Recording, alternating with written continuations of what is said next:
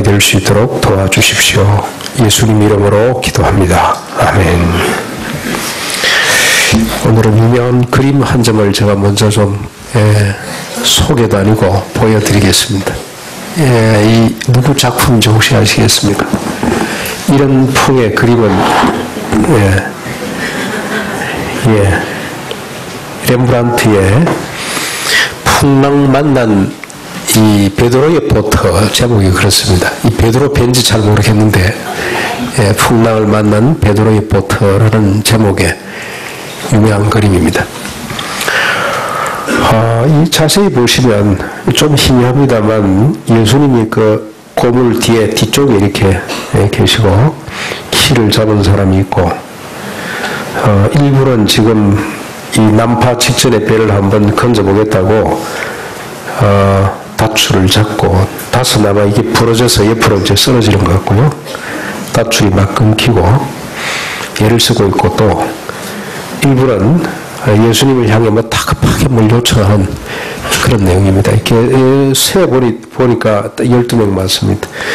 희미하게 안 보입니다만 앞에 빨간 망토를 두른 빨간 색깔의 이제 옷을 입은 사람은 뭐 토하내고 있는 것 같습니다. 이렇게 막 멀미를 해가지고. 그 옆에 한 사람은 절망한 나머지 이것도 저것도 아니고 그냥 멍 때리고 앉아있는 이런 모습도 보입니다. 저기 다 베드로는 어디쯤 있어 보입니까? 아마 예수님 앞에서 지금 뭔가 지금 따지고 있는 것 같다는 생각도 들기도 하고요. 키를 잡은 사람은 아마 좀 더 좀 힘이 센 사람이 아니었을까 그런 생각도 들고 아무튼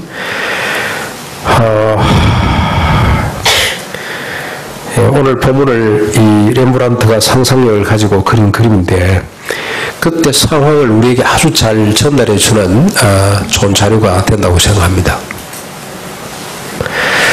렘브란트 뿐이겠습니까? 오늘 본문의 이야기는 헤아릴 수 없을 만큼 많은 화가들이나 문인들이나 그리고 성경 아직 돌리지 마시고 성경을 읽어온 사람들에게 상상력과 영감을 주었을 겁니다.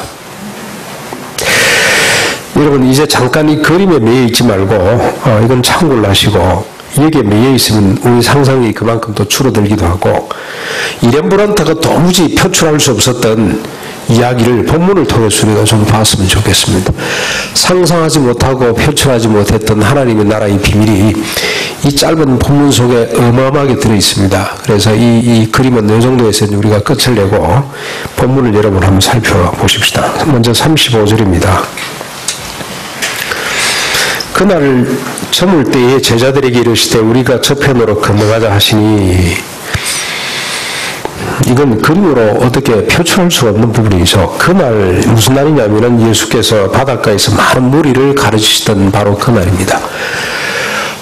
그날 예수님은 뭘 가르치냐면은 하나님의 나라에 대한 이야기를 집중적으로 하셨습니다. 그래서 주로 비유를 들어서 설명을 하셨는데 씨 뿌리는 비유 여러분 저 네 종류의 밭이라고 할 수도 있겠습니다만 길가밭, 돌짝밭, 그 다음에 가시덤불밭, 그 다음에 좋은 땅에 떨어진 씨 비유를 하셨고 그 다음에 또 씨 비유를 하셨어요. 씨가 자라는 것이 보이지 않지만 자라게 된다는 거. 하나님의 나라는 눈에 잘 보이지 않지만 자란다는 그런 이야기를 하셨고 그 다음에 등경 위에 등불을 켜서 말 아래 두지 않고 등경 위에 두어서 모든 사람이 보도록 비치도록 한다는 것. 그 다음에 그 유명한 겨자씨 비유도 주님이 그날 말씀을 하셨습니다. 바로 그날입니다. 그날 이렇게 하루를 보내시고 저물 때에 제자들에게 저편으로 건너가자고 말씀을 합니다. 지금 계신 곳이 가버나움 가까운 해변가라면은 마가가 이거 시간을 이 기사를 빠뜨리지 않고 그대로 시간 순으로 기록했다면은 저편은 데가볼리 지역입니다. 그라사인들이 사는 데가볼리 지역인데 이 데가볼리 지역은 이방 땅이나 마찬가지입니다. 어떻게 보면 이방 땅이기도 하고 유대인들이 있기도 한데 이방인들이 아마 같이 섞여 살았던 땅인지 아무튼 가장 소외된 땅이라고 이렇게 보시면 됩니다. 자, 근데 36절에 보면은 그들이 무리를 떠나 예수를 배에 계신 그대로 모시고 가매 다른 배들도 함께 했더라. 배에 모신 그대로 갔다 이 말이 무슨 말이냐면은 예수님이 하도 사람이 많이 몰려 있으니까 이 해변에다 이렇게 앉혀놓고 예수님은 배 안에서 이렇게 앉으셔서 가르쳤습니다. 그러니까 뭐 내릴 필요도 없이 바로 그냥 떠나게 됐다 그런 뜻입니다. 람브란트 그림에서 볼 수 없는 사실 하나를 우리가 먼저 정리해야 되는데 예수님은 여러분 보십시오. 지금까지 말씀을 쭉 보면은 한 시간도 한 곳에 머물지를 않습니다. 날 옮겨 다닙니다. 계속해서 옮겨 다니십니다.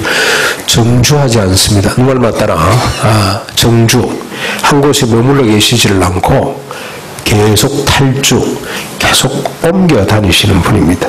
밤이고 낮이고 늘 주님은 옮겨 다니셨습니다. 근데 옮겨 다니면은 중요한 원칙이 하나 있습니다. 말씀을 보면서 여러분 이런 것들을 이렇게 놓치지 말아야 될 부분인데 주님이 날 옮겨 다니시는데 옮겨 다니면 중요한 방향이 있습니다. 방향. 그건 예수님이 원하는 것이 아니고 사람들의 필요가 있는 곳 그리고 곧 하나님의 필요가 있는 곳으로 늘 옮겨 다니십니다. 일반적으로 사람들은 자기 필요 때문에 옮겨 다니죠. 맹모, 삼천지교라는 말 여러분 잘 아시죠? 여기 뭐 설명 필요 없잖아요. 워낙 유명한 말이기 때문에 자기 자식 한번 잘 키워보겠다고 이사를 늘 다닙니다. 늘 다니죠. 여러분들도 이사 많이 다녔잖아요. 늘 옮겨 다녔잖아요. 특별히 한국 사회에서 정주한다는 것이 얼마나 힘든지 모릅니다. 아파트를 하나 구하기 전까지는 사기 전까지는 늘 우리가 탈주 이동해 다닙니다. 저도 신혼 이후에 제가 가정을 꾸리고 지금까지 16번 탈주했습니다. 근데 16번인데 지금은 조금 숫자가 줄어든 이유가 한 10몇 년 전에 우리 교회가 사택을 하나 구하는 바람에 한 10몇 년 동안 이사를 안 다닌 것 같습니다.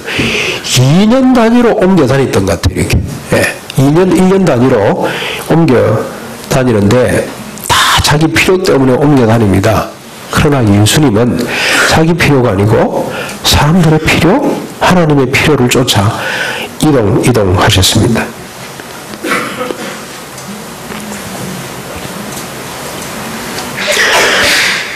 근데 여러분 보십시오. 예수님이 이 사람의 필요를 위해서 옮겨 가셨는데 이 데가볼리 땅에 가서 하신 일이 뭐냐? 이게 사람의 필요, 하나님의 필요에 의해서 옮겨 가셨다고 본다면은 그곳에서 하신 일이 뭔지를 우리가 살펴봐야 돼요. 그곳에서 하신 일은 딱 한 가지입니다. 귀신 들린 한 사람을 고치는 일밖에 안 하셨어요. 그거 하시고 다시 돌아옵니다. 여러분 귀신 들린 사람이 어떤 사람이었습니까? 오늘 바로 다음에 보면은 이제 5장에 보면은 바로 그 본문이 나오는데 이미 묵상을 하셔서 다 아실 줄로 믿습니다. 군대 귀신이 들렸어요. 그래가지고 아무도 그를 제어할 수가 없습니다. 무덤 사이에 삽니다. 이 사람이 집에 사는 것도 아니고 무덤 사이에 살면서 아무도 그를 제어할 수 없을 만큼 힘이 셉니다. 쇠사슬로 묶고 그 다음에 쇠고랑이에 채워도 몇 번이나 깨뜨리기 때문에 아무도 그를 제어할 수가 없습니다. 밤낮으로 개성을 지르면서 심지어 돌로 자기 몸을 상해가면서 설치고 돌아다니는 그런 사람이었어요. 인간적으로 볼 때 이 세상에서 가장 불행한 사람이고 가장 안타까운 사람입니다.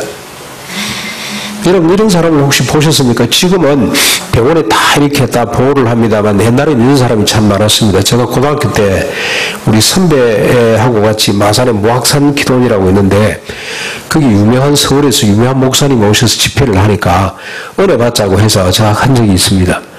근데 그때 이 귀신 들린 청년 하나가 왔어요. 이 정신병이죠, 일종의. 그때는 우리 다 귀신 걸린 사람이라고 그랬는데 자꾸 왔어요. 자꾸 쇠사슬로 묶고 왔어요.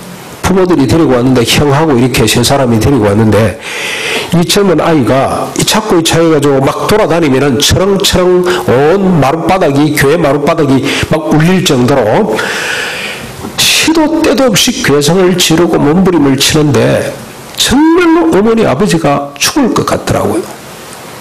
그리고 형이 아따 가까워서 그놈을 붙들고 있고 제할 수 있는 사람은 형밖에 없어요.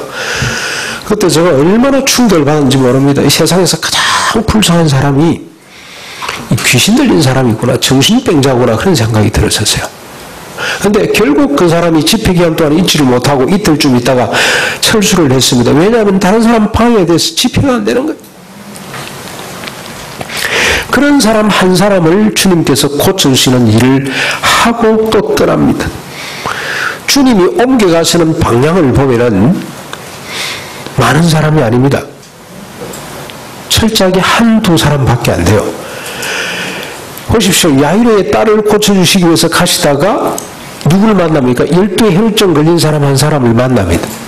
많은 사람이 따라오고 많은 사람이 모이기는 합니다만 결국 주님을 인격적으로 만나는 사람은 한두 사람밖에 없어요. 그 한두 사람을 만나기 위해서 주님은 늘 한 곳에 머물지 않고 다닙니다. 근데 그 한 사람이 누구냐 하면은 세상에서 가장 소외되고 가장 배제된 고통받는 사람들입니다. 그 사람을 향해 주님은 늘 머물지 않으시고 공에 머물거나 인기에 머물거나 자기의 어떤 명예에 머물지 않고 늘 그걸 버리고 떠나시는 모습을 보게 됩니다. 이게 하나님 나라의 방향성입니다. 오늘 교회는, 오늘 성도는 이 방향을 놓치면 안 됩니다. 좀 전에 우리 집사님 기도하신 내용을 들어보셨죠? 왜 이렇게 복잡합니까? 종교라는 이름으로 왜 이렇게 테러를 사용하고 있습니까? 방향이 잘못 설정이 돼서 그래요. 이 기독교는, 다른 종교는 말할 것도 없습니다. 기독교는, 하나님의 나라는 예수님께서 보여주신 이 방향대로 가야 됩니다. 고통받는 이웃 한 사람을 위해서 밤중에 배를 타고 건너갈 수 있는 나라, 인기에 머물지 않는 나라, 명예에 머물지 않는 나라, 권력과 부와 어떤 포함나는 성공에 머물지 않는 나라, 늘 고통받는 사람을 향해, 많은 사람도 아닙니다, 한 사람을 향해 갈 수 있는 나라가 이게 하나님의 나라임을 오늘 본문은 밝히고 있습니다. 우리에게 이야기해주고 가르쳐주고 있습니다. 레므란트가 도무지 표현할 수 없는 그림입니다. 자, 이렇게 주님이 길을 가시는데 그 길이 순탄치 않습니다. 마치 사마리아 여인을 만나기 위해서 주님께서 가시는 길이 순탄치 않은 것처럼 주님은 사마리아 여인 한 사람을 만나기 위해서 700년 동안 닫힌 길을 열고 가셨습니다. 요한복음 4장에 보면 급히 사마리아로 통행하여 하겠는지라 급하게 가셔야 될 일이 생겼어요. 근데 그 일이 뭐다? 우물가에 나온 여인 한 사람을 만나주기 위해서 주님이 700년 동안 닫힌 그 땅을 열고 들어가시는 것처럼 주님이 가시는 이 길은 순탄치 않다. 하나님의 나라가 지향하는 길은 결코 만만치 않고 순탄치 않다는 사실을 발견하게 되는데요. 37절입니다. 37절 한번 보십시오. 큰 강풍이 일어나며 물결이 배에 부딪혀 들어가 배에 가득하게 되었더라. 예상치 못했던 상황이 발생했습니다.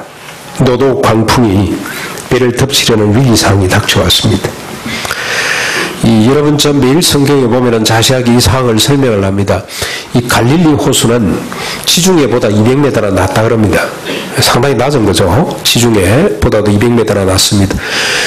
헐몬산에서 이렇게 형성된 기후가 이 요단강 쪽으로 이렇게 쭉 빠져나오면은 이 갈릴리 바다는 큰 폭풍이 인다 그럽니다. 그런 위험성이 늘 있는 곳입니다. 주님이 밤에 이렇게 밤중에 출항을 했는데 마치 그 광풍이 들어 닥치게 됐습니다. 지금 불어 닥친 이 광풍은 주님이 타고 계시지만 얼마든지 일어날 수 있는 상황입니다.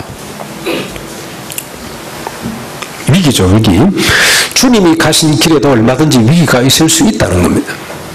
근데 중요한 것은 이 위기에 주님이 함께 하실 때 어떤 일이 벌어지냐, 새로운 길들이 열리게 된다는 겁니다. 위기를 보시지 말고 이 위기 때문에 만들어지는 길을 우리가 볼 수 있어야 되는데, 이 위기로 말미암아 만들어진 길 세 가지를 제가 한번 소개를 해볼게요. 첫 번째는 이 위기 때문에 제자들이 자기 자신을 발견하게 됩니다.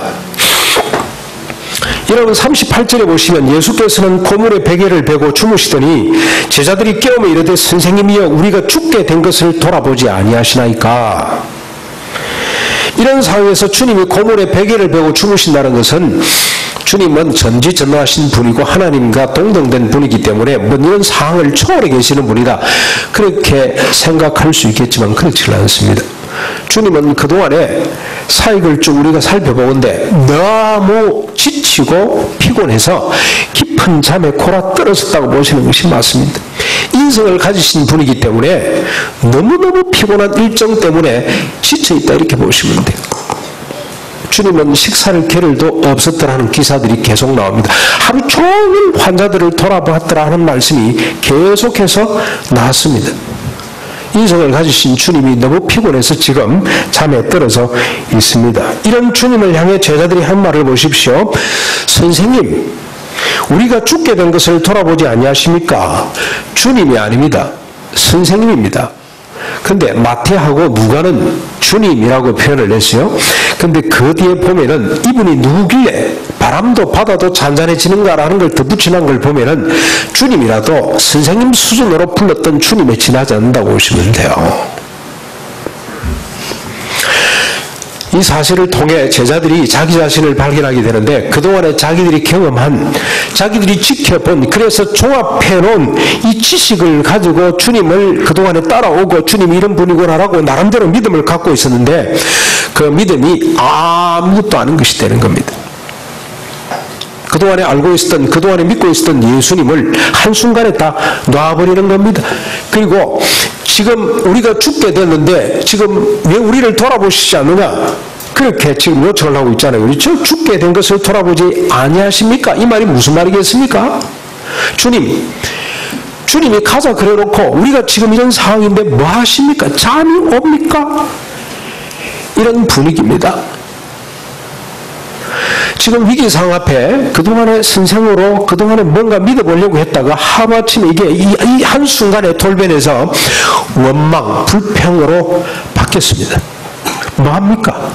밤중에 배를 가자고 그래놓고 아마 제가 이 배는 잘 모릅니다. 바다상은 잘 모르겠습니다만 제가 경험한 바다는 아침은 고요한 바다고 저녁은 폭풍이 많이 옵니다.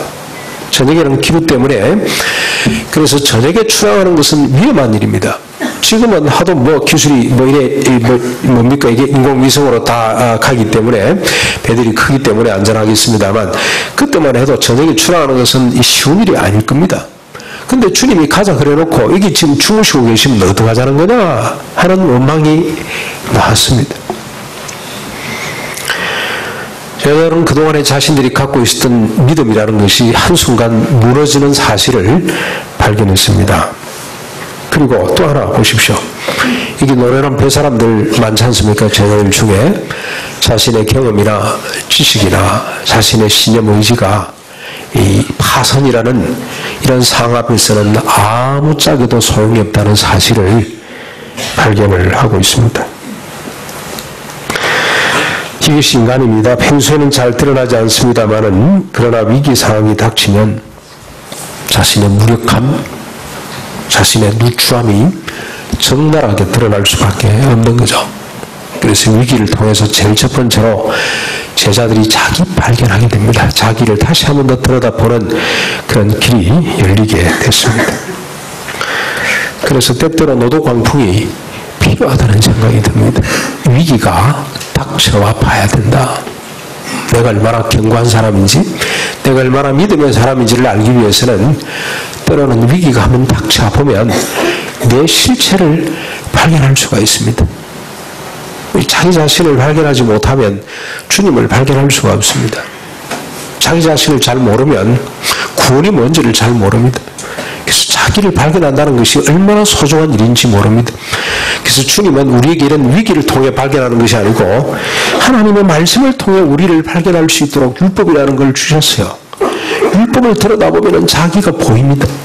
근데 그래도 못 알아들을 때 이런 위기 상황을 통해서 자기 자신을 보게 만듭니다. 저는 이게 주님이 주시는 큰 복이라고 생각합니다. 자기를 발견할 수 있는 것이 큰 복입니다.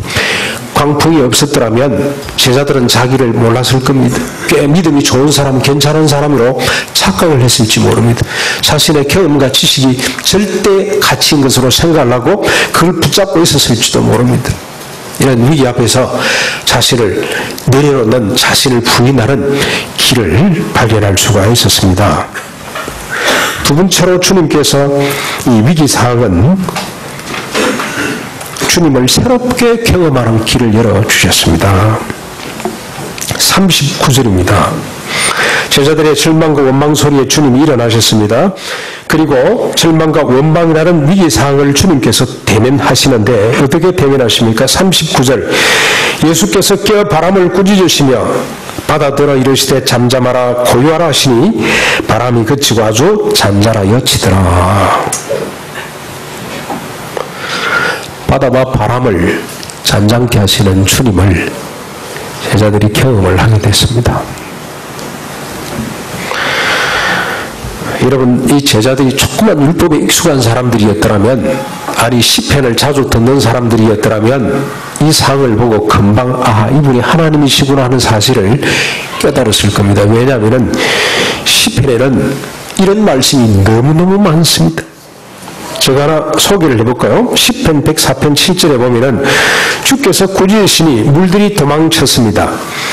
주의 천둥 같은 소리에 물들이 정신없이 도망쳤습니다. 그 다음에 또 하나 시편 89편 9절에 보면은 주께서는 파도 치는 바다를 다스리시며 그 일어나는 물결을 잔잔하게 하십니다. 93편 3절 4절에 오 여호와여 바다가 소리를 높이고 또 높입니다. 바다가 그 물결을 높이 듭니다. 높이 계신 여호와는 강하시니 큰 물이 쏟아지는 소리보다 강력하시고 바다에서 부서지는 파도 소리보다 강력하십니다. 107편 29절에도 하나님께서 폭풍을 잔잔하게 하시면 바다 물결도 잔잔하게 되리라. 이런 말씀들이 얼마나 많은지 모릅니다. 오늘 제자들에게 새로운 길을 주님께서 열어주셨습니다. 우리 주님은 하나님과 동등된 분으로 우주 만물을 만드시고 친히 주관하시는 분, 바람도 파도도 바다도 주관하시는 전능하신 하나님, 바로 여호와 하나님, 그분과 동등하신 분, 그런 주님을 발견하도록 길을 열어주셨습니다. 세 번째로 이 위기 상황은 사람들에게 무엇이 필요한지 깨닫는 길을 열어주셨습니다. 40절을 한번 보십시오. 이제 주님의 말씀은 사람을 향해, 제자들을 향해 이제 이 말씀이 선포됩니다. 40절 이에 제자들에게 이르시되 어찌하여 이렇게 무서워하느냐? 너희가 어찌 믿음이 없느냐?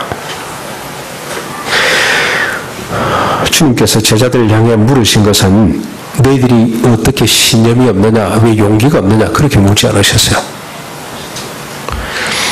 너희들이 왜 지혜가 없느냐? 그렇게 묻지 않으셨습니다. 적극적 사고가 왜 없느냐? 그렇게 꾸중하시질 않고 뭐라고 지금 말씀하십니까? 너희들이 어찌 믿음이 없느냐? 지극히 단순한 믿음이죠. 어떤 믿음이겠습니까? 주님께서 요구하시는 믿음은 우리 주님이 함께 계시는데 무슨 일이 있겠어? 그런 믿음 수준의 믿음을 지금 요구하시는 겁니다. 그렇죠? 주님이 계시는데 이 문제가 이렇게 끝나지 않을 거야 하는 믿음, 우리가 주님께 이 사실을 알면 주님께서 해결해 주실 거야 하는 이런 믿음이 너희들에게 없느냐? 그런 뜻입니다. 여러분, 만약에 이 제자들에게 이런 믿음이 있었다면 어떤 상황이 벌어졌겠습니까? 이 위기는 위기로 끝나는 것이 아니고 위기는 또 하나의 기회가 되고 또 하나의 즐거움이 될 겁니다. 제가 중학교 1학년 2학년 때인지 이 여름 수련회를 가는데, SFC 수련회를, 지방 수련회가 있습니다. 가는데 그때 거제도인가 하여튼 섬으로 갔어요. 이 삼천포에서 배를 타고 가는데 이 배가 보니까 그날 풍랑이 엄청 심했습니다. 큰 배인데도 얼마나 이게 파도가 높았는지 서 있다가 붕 떠서 바닥에 떨어지고 이렇게 돼서 얼마나 제가 놀래가지고 야, 이 큰일 났구나. 오늘 이게 마지막인가 보다 이런 생각이 들었는데요. 옆에 선장 씨를 보니까 선장이 키를 잡고 막 웃고 있더라고요. 친구들하고 옆에 아는 사람하고 같이 담배를 피우면서 막 웃고 있어요. 순간적으로 아, 이게 선장이 웃는 걸 보니 이게 마지막은 아닌가 보다 하는 그런 마음이 생겨서 마음에 큰 안심이 됐어요. 위로가 됐어요. 선장이 웃고 있는 걸 보니까 괜찮은가 보다. 오늘 주님께서 제자들에게 요구하시는 것은 뭐냐면 믿음입니다. 주님이 함께 계시는데 뭐 큰일 있겠나. 그런 믿음을 가졌더라면 오히려 그 파도를 더 즐겼을 겁니다. 일생일 때에 이 배 사람들이 끝났다고 생각할 정도로 아마 자기 생애 가장 큰 위기, 가장 큰 풍랑을 만난 것 같은데 가장 재밌는 순간, 가장 기대가 넘치는 순간이 되지 않았을까. 주님께서 이 풍랑을 통해 원하시는 바가 뭔지를 말씀하고 있습니다. 제자들에게 믿음을 요구하고 있고 주님께서 사람들에게 제자들에게 주고 싶은 것이 다름이 아니라 믿음이라는 사실을 이 위기를 통해서 가르쳐주고 있습니다. 이처럼 주님은 제자들과 사람들에게 믿음을 주시기를 원하셨고 사람들에게서 믿음 보시기를 원하셨습니다. 주님은 중풍병자와 친구들의 믿음을 보시고 칭찬을 했습니다. 12의 혈루증 여인에게도 믿음을 보시고 칭찬을 했습니다. 그냥 지나칠 수도 있습니다만은 그 믿음을 주님께서 칭찬하고 싶어서 가는 길을 멈추고 물었습니다. 누가 내 몸에 손을 댔다. 그랬더니 제자들이 주님 바쁜데 그냥 가시죠. 여기서 그 사람 찾아서 뭐 할 겁니까?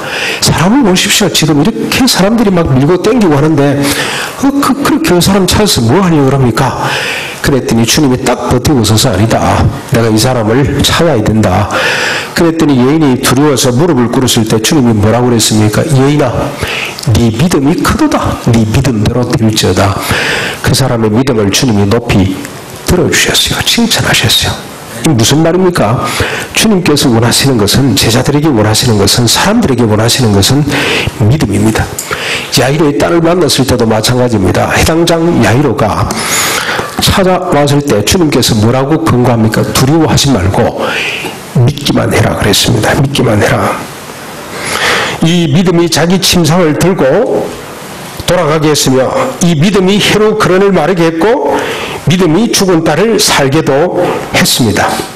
이 믿음이야말로 야이로로 하여금 자기 체면과 자기 자존심을 내려놓게도 만들었습니다. 그래서 주님께서 원하시는 것은 믿음입니다. 믿음. 믿음이 사랑과 소망을 운동케 합니다. 우리가 고린도전서 13장 마지막 절에 보면은 믿음, 소망, 사랑 이 세 가지는 항상 있을 것인데 그 중에 제일은 사랑이라고 했습니다. 근데 그 사랑은 어디에서부터 꽃이 피냐면은 믿음이 있을 때 사랑이 나오는 겁니다. 사랑 참 좋은 겁니다. 영원한 열매입니다. 그러나 그 사랑은 믿음이 있어야만이 진정한 사랑이 나올 수가 있습니다. 믿음이 없으면 실망합니다. 우리가 사랑을 막 하지를 못합니다. 그러나 믿음이 있을 때 뭐에 대한 믿음입니까? 하나님께서 함께 하신다는 믿음이 있을 때 끝까지 사랑할 수가 있습니다. 여러분 우리가 인간관계에서 이럴 때가 얼마나 많습니까? 광풍이 불어올 때가 얼마나 많습니까? 놓고 싶을 때가 얼마나 많습니까? 저 인간 저 도무지 안 된다고 끊어버리고 싶을 때가 얼마나 많습니까? 그러나 그 사랑을 지속시켜 주는 것은 믿음입니다. 하나님께서 만져주시면 하나님께서 함께 하시면 이 사람이 하나님의 사람일진데 하나님이 고쳐주시면 된다는 믿음이 있을 때 끝까지 우리는 그 사람을 붙잡는 사랑의 힘이 나올 수가 있습니다.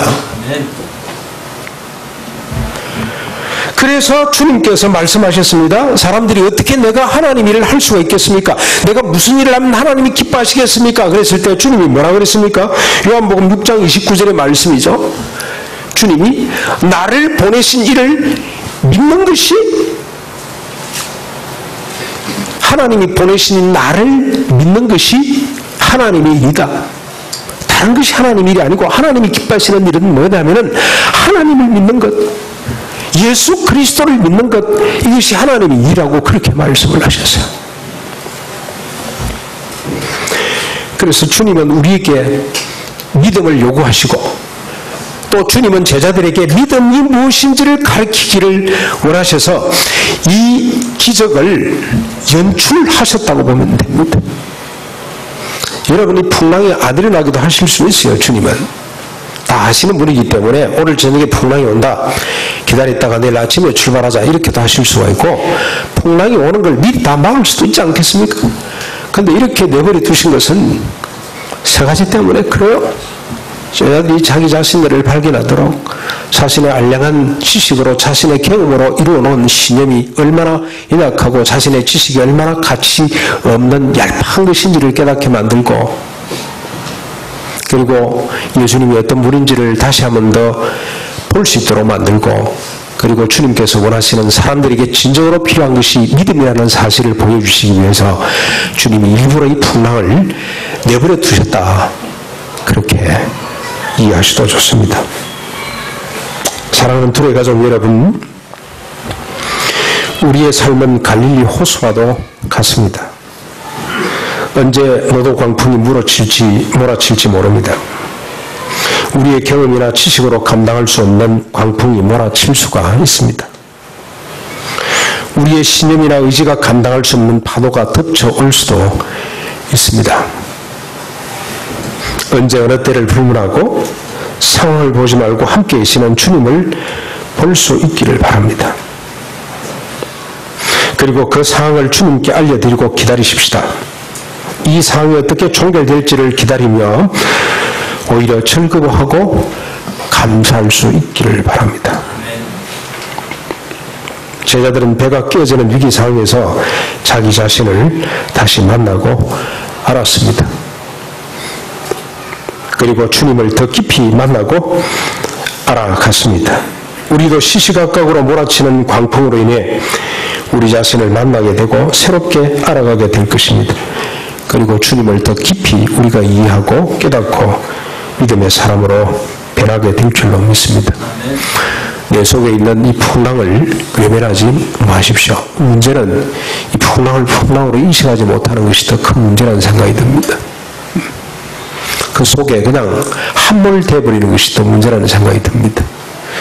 우리 속에 있는 풍랑이 어떤 것들이 있습니까? 이런 미움이 큰 풍랑이라고 생각합니다. 미움, 시기심, 질투심, 풍랑이죠. 풍랑. 생에 대한 두려움, 밑도 끝도 없는 두려움, 욕망, 자기애적 욕망, 타자를 부정하는. 그래서 우리 지금 이 프랑스를 중심으로 벌어지고 있는 이 전쟁들을 한번 보십시오. 최근에 일어나는 상황들을 한번 보십시오. 자기들의 생각이 옳다고 주장하는 욕망, 이게 우리에게 닥쳐온 큰 풍랑이라고 생각합니다. 생에 대한 두려움, 큰 풍랑입니다. 밑도 끝도 없는 두려움, 풍랑이죠. 여러분, 이런 상황 앞에 내 자신을 한번 다시 발견할 수 있기를 바랍니다. 내가 얼마나 연약한 사람인지, 얼마나 부족한 사람인지를 다시 한번 더 체험하시기를 바라고, 그 상황을 고스란히 주님 앞에 들고 가시기를 바랍니다. 주님, 위기가 왔습니다. 그러나 주님에게는 해답이 있고 주님에게 해답이 있습니다. 그런데 여러분, 이 풍랑이라는 위기를 주님께서 어떻게 해결하시는지를 좀 보셔야 됩니다. 여러분, 주님께서 39절에 어떻게 이 풍랑을 해결합니까? 예수께서 깨어 바람을 꾸짖으시며 바다들이 이르시되 잠잠하라 고요하라 말씀하셨습니다. 말씀으로 주님께서는 풍랑을 잔잔케 했습니다. 바다를 고요케 만들었습니다. 여러분, 우리가 위기 상황을 들고 주님 앞에 갈 때 말씀을 기다려야 됩니다. 하나님, 위기를 극복할 수 있는 말씀을 주십시오. 하나님, 내 마음속에 밑도 끝도 없는 이 미움을 다스릴 수 있는 말씀을 주십시오.